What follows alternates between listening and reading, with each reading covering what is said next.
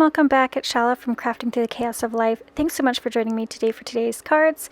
A little bit of a glitch. I now have to do a voiceover for this video. I had originally recorded it and I was talking through it, but it didn't record, so my voice might not line up with my words. But today we're going to be making some fun cards for the Scrap and Stamp Puppy Love Blog Hop, and I'm starting off with this Memory Box Heart Connection die.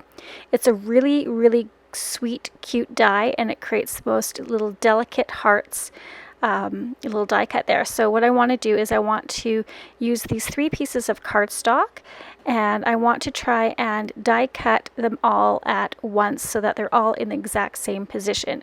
Now I know it's not going to cut all of them at the same time, but it'll give me the impression. So what I want to do is I want to use the little die cut inserts that I get from them and switch them out between the cards. So I want to put the white in the pink, the dark pink in the light pink, and then just switch it up that way. Alright, so what I want to do is, again, like I said, I want to die cut them out all at once. So I'm just going to put my card pieces together, and then what I'll do is I have this one piece that's 120 pound, and I know it's not going to cut through all of it, but at least it'll give an impression and it'll make it easy for me to line up that die once again. So let's go ahead and get this die cut, and what I'm going to do is get some purple tape, and I want to adhere the purple tape onto the die. Using that purple tape will help it hold it in place, but without having to use a strong adhesive that might rip my cardstock. I just find that it's a really great way to make sure that my die doesn't slip around. Sometimes even with a magnetic shim from my Gemini Junior die cutting machine, I still tend to have some slippage with my dies. It could be that my plates really need to be replaced, as well as I've actually accidentally cut wrong on my magnetic shim too as well, so that could be it as well. It could be user error, who knows, but I just find that using the purple tape really helps to get it in place. So I want it to be kind of on the right hand side so I can put a little image on the left. That's where I'm going to have my little critter image. So just lining that up, I think that looks pretty good. I want to leave enough room on the sides because this will be a shaker card, so I want to be able to put some foam tape around the edge. And there's my purple tape. And what I like to do is, even though it is a light tack adhesive, I like to put it on the back of my hand just to release any excessive adhesive, as well, because I am putting this through my Gemini Junior. Sometimes when you put it down and then run it through the die cut machine, it pushes the adhesive really into the cardstock, and even though it's light tack, it'll rip your cardstock, or adhesive will stay on your cardstock, and you'll have to use like a kind of like one of those adhesive erasers. So by doing this, I find that it helps a lot and I don't have that issue.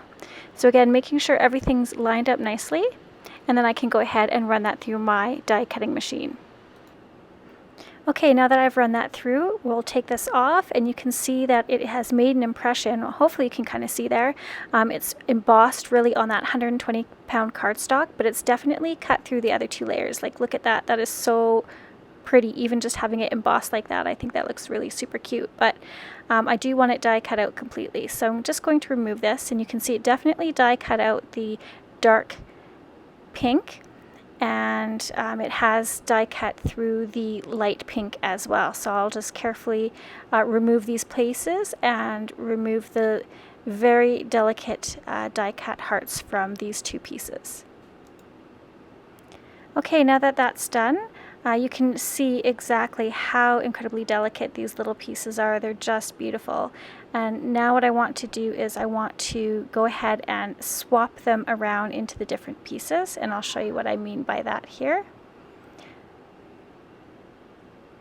First, what I want to do is I want to die cut the rest of this 120 pound piece, and I'm going to show you how I just kind of take this, and I'm going to take my die cut as soon as I can find it here. I've like lost it on my desk somewhere. Once I find it, I will just kind of nestle it in. You can actually feel it. Once you place it down, you can feel it just kind of slide into place. It's like a little bit of a puzzle. And then once I know that I've got it in the perfect position, I can go ahead and put that purple thermal web tape on it again, and then just run it through the die cut machine. And then once I've removed the plate, you can see that it actually cuts perfectly, although I did place my magnetic shim in wrong and I've die cut into it, but that's okay. I've got some extra ones on order. Oops, another user error. That's all right. I sometimes get so excited about making the cards that I forget what I'm doing. So again, just removing this die cut piece, and then I'll show you how I inlay them into each card. Alright, as you can see here, I've kind of swapped the colors around. I have the dark pink in the light pink in the white, and then I'm going to have the white inside the dark pink. I just think this is a really pretty way just to kind of switch things up and make multiple cards at one time. It makes the whole process go really quickly, and it's just a really nice little delicate kind of extra to the card, I think. So I think that is super cute. All right, now we're ready to move on and start creating the shaker portion and the windows of these cards. Okay, I'm going to pull out some acetate, and I've cut the acetate to about 2 3/4 inch wide and just a little less than 5.5 inches, and that will give me good coverage on the back of the little die cut portion there, so it should fit over nicely. And you just want to make sure that your acetate is kind of clean, make sure that there's nothing kind of stuck on the outside of it. So that should cover beautifully. And how I'm going to attach this is I'm just going to be using some of my score tape. It's a nice strong adhesive. I really like it for shaker cards. I know that when I adhere the element down, it's not going to move around on me, and it's going to stay put. So that's really important, especially when you have interactive cards. So again, this score tape is really excellent, and I'll link to everything that I use down below and over at my blog, so make sure that you check that out. Again, if you are hopping along with Scrap and Stamp today, you do have a chance to win a $50 Scrap and Stamp gift certificate. All you have to do is comment on the blog post and this video, as well as our social media sites. Each time you comment, it kind of increases your chances to win, so make sure you go ahead and do that. Alright, so I'm just adhering the score tape along the outside portion of this acetate piece, and just really burnishing it down with my finger. That's really important. I want to make sure I get that score tape right along so I get a good seal and no little shaker bits fly around anywhere. So I'll just quickly go ahead and jump forward, because I don't think you really need to see this whole process of me doing this. Okay, so I have now adhered that acetate panel down to the back of my card panel, and just again using my fingernail just to burnish it down to make sure I get a good adhesion to the cardstock. And then I really just want to make sure that I'm brushing away any little lint pieces that I have going on. I do have pets, so sometimes their little hairs get stuck to the acetate. So I'm just going to use my microfiber cloth, and then just use this little powder brush that I have just to delicately remove any of the little stuck pieces.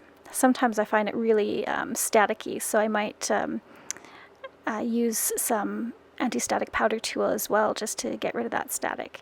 Now what we want to do is we want to go ahead and inlay this little delicate die cut heart piece, and I want to adhere that with a nice strong liquid adhesive. And my liquid adhesive of choice for this is the Gina K Connect glue.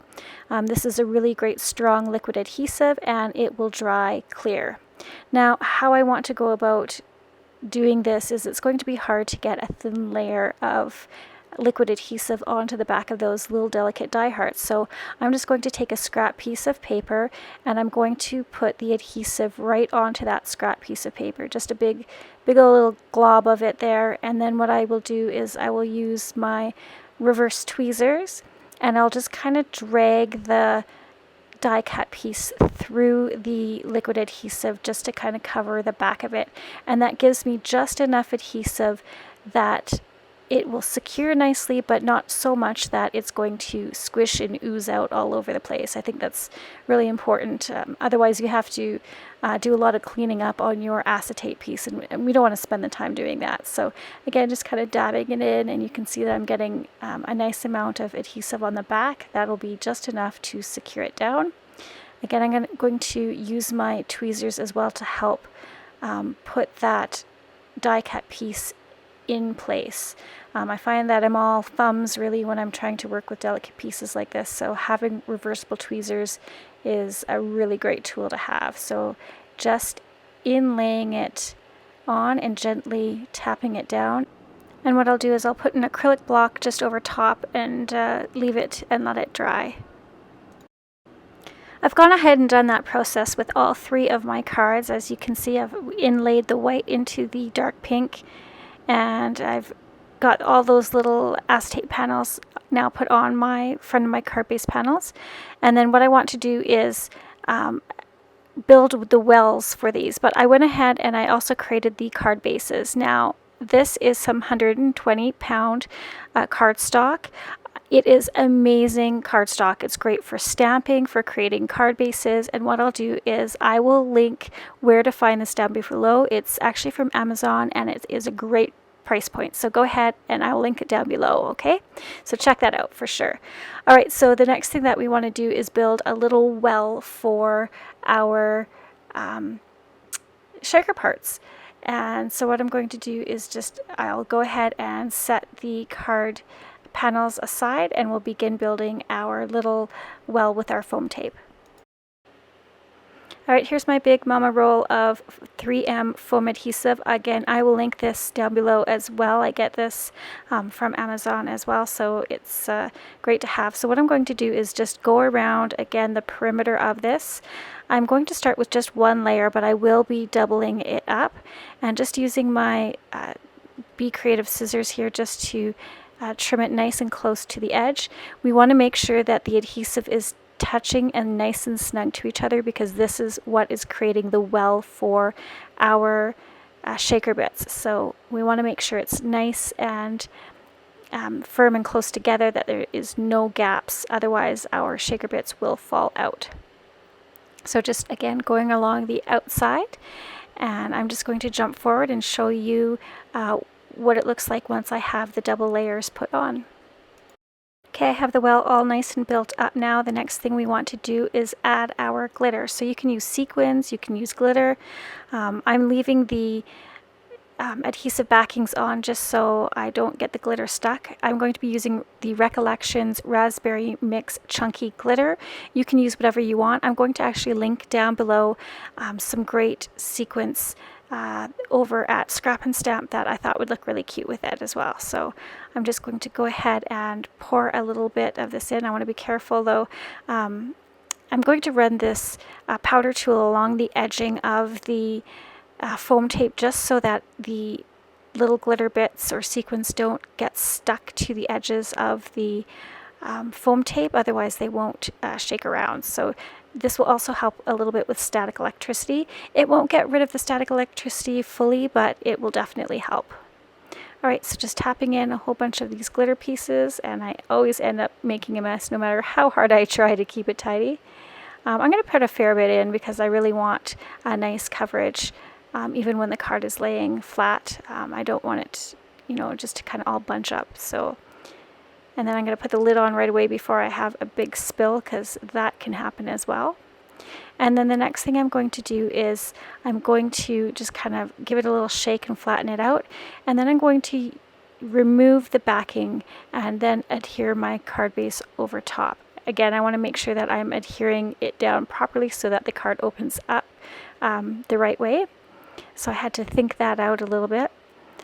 And then I'm going to remove this inside panel of the release paper. I'm going to use my little Tim Holtz pokey tool so that I can remove, and then just remove some of those glitter bits that kind of got stuck to the edge there.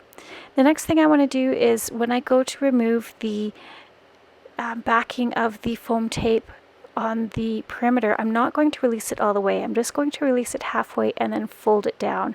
And this will allow me to be able to place the card base on top without it sticking right away, and making sure that it's all lined up on the corners and it's nice and straight.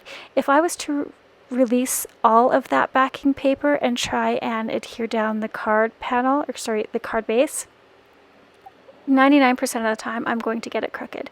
So I find that what I do is I just release half of it, and then I can use the parts that are still covered and hold it down and kind of wiggle it into place, and then remove the rest of it. So you'll see here that I'm using that corner where the release paper is still attached. I'm going to use my thumb there to hold it in place, and then I can line up the corner and gently wiggle it into place, and then I can start to stick it down a little bit. And this just, again, it gives me a little bit more control of getting the card backing, the card base on it a little straighter, making sure that it is straight. And then once I know that I have it in place, I can hold my hand down firmly and then remove the rest of the release paper. So I'll just show you this process. I'm going to put my hand down nice and firm once I get it in the exact place. Hold my hand down, and then I can just pull the rest of that paper, release paper, right on out, and then it's going to be stuck perfectly down. Just pressing it nice and firm, making sure it's all adhered and that no glitter pieces are going to come flying out. And there you go. You can see that it is nice and straight on my card. You can see the little pieces floating around. There's a little bit of static electricity, but that works well because they kind of are evenly dispersed on there, and I think that looks so cute. I love those little chunky pieces. Alright, so I'm going to go ahead and finish this process off with the other two cards. Okay, I've got them all finished up, and now what I want to do is I want to work on stamping my little cute critters to go on the front of the cards. And I want to keep the cards fairly simple on the front and then have my sentiment on the inside. So I'm going to be using the Mama Elephant Puppy Play stamp set to do this. And I'm going to use my stamp platforms just to make sure that I get everything nice and straight. Now you might want to do your sentiments stamping inside your card base before, but before you build up your shaker portion, but I can still do it. It fits into my stamp platform okay, so that's not a big deal. Alright, like I said, I'm going to be using this Mama Elephant Puppy Play, and I thought these two little puppies with the envelopes in their mouths would be so super cute to go on the front of the card. So I'm going to go ahead and stamp those with Memento Tuxedo Black ink, and I'll link everything again down below. So just going to take this out, and I'll quickly come back once I get everything stamped out. Okay, I've got one set of the little puppies stamped down.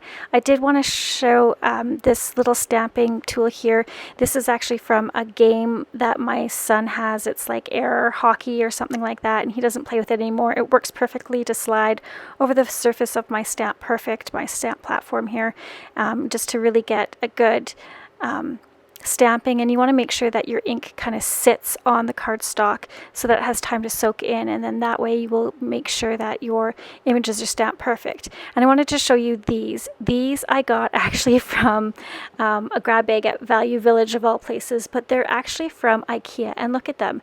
They are actually knobs that you put on the wall, but they're perfect handles, and they have the 3M tape right on the back of them, ready for you to put some felt on. Like, look, that's all this is felt. So get some felt from the dollar store.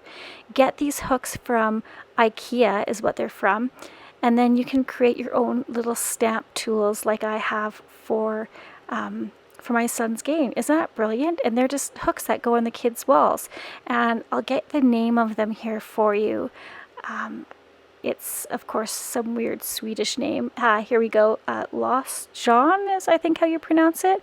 But yeah, they're just hooks that you can find in the kids department from IKEA, and I just found them from Value Village. Someone had purchased them and then didn't want them, and now I can actually use them to make different sizes of these little stamp tools. I think that's great. And look at the great impression I got. Again, making sure that you leave enough time for that ink to soak into your cardstock. That is probably my biggest advice to you. is that we often just stamp down quickly, which is okay for sentiments, but if you're using outline images like this, you want to make sure that you give that ink time to really soak into the paper, and then you'll get a better stamped image. And even if you have to stamp it twice, it just seems to be better stamped that way. Alright, so I'm going to jump ahead and show you my little colored images now that I have them done. So I've colored these with Copic markers off screen. I will link over at the blog the colors that I used. If you want to see someone who is a really great Copic colorer, I recommend Kelly Ladavola. She's who I watch to get some tips and tricks. But I think these are going to be really cute. I've just kind of lined them up here on how I want to have them done.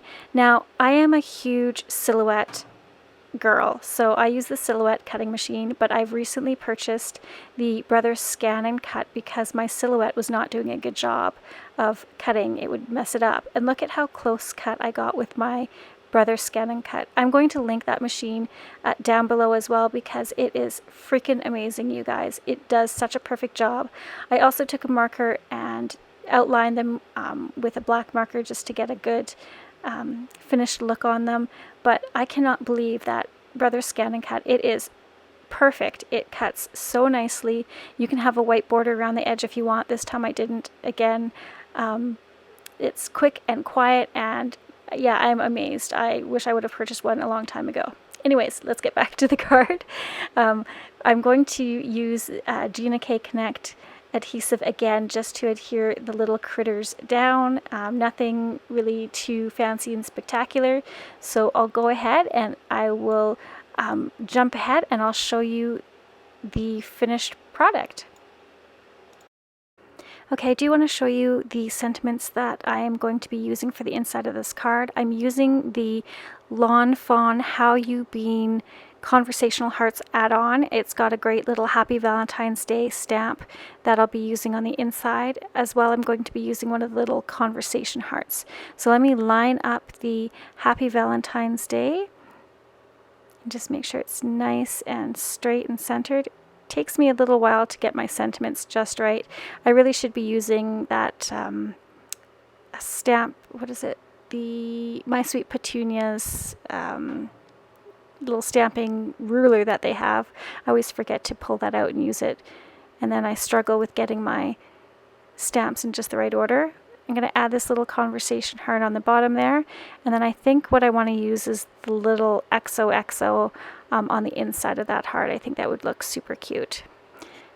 Again, this is a wonderful set for Valentine's. I think it's still available. I'll link it down below as well as over at the blog. Alright, making sure everything's nice and straight. And then I can close the door on my stamp perfect. Get it all sorted out. Okay, closing that door and picking that up with the door, and then I'm going to be using my most favorite ink, my Versafine Clair Nocturne ink. This is the best ink for sentiments. You don't have to press too hard with your sentiments. Again, that's a mistake that we often use, is pressing too hard on the door of our stamp platforms with our sentiment strips. It ends up pushing them out and smudging them, so you want to make sure you're just lightly pressing them down. You don't need to give them stamp CPR or anything, especially with this ink. It always stamps, it seems to me, perfectly every time.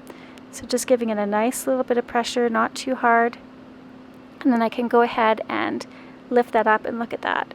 Perfect stamping. And then I'm just going to use a stamp block, and then I'll just stamp the XOXO on the inside of that little heart. And here is the finished look at the cards. I think it turned out really well. I could add some sequins to the front of them, but I really just wanted to keep them nice and simple. Now, as I promised, I do have a bonus card, and here it is. I did some masking with the reverse of the silhouette. I did some ink blending, and I'll list those colors that I used down below, and just did a gradient of those colors. And I added that to the back of this card. And then I did the same ink blending on for that heart, and then I did the gradient effect as well, and then I just used my MFT wonky stitch die for the outside, and I added the cute little critters there from the same stamp set, this time using the dies that came with them, and then stamped Simply Love You on it. And I love the details of that wonky stitch die on the outside. So there you go, there is my bonus card for today. I left the inside blank just to write the message. And yeah, so I hope you enjoyed all of today's cards. Again, make sure you head on over to the Scrap and Stamp blog to check out all the other participants in this blog hop, as well as for your chance to win a $50 Scrap and Stamp gift certificate. Alright guys, thanks so much for joining me. As always, you can find the materials used in today's video down below in the description and over at my blog. Any purchases made through these links helps me to bring you future content and tutorials at no extra cost to you. Another way you can show your support is simply by liking, sharing, and subscribing so as not to miss any future posts. Thanks again, until next time, P.S. I love you.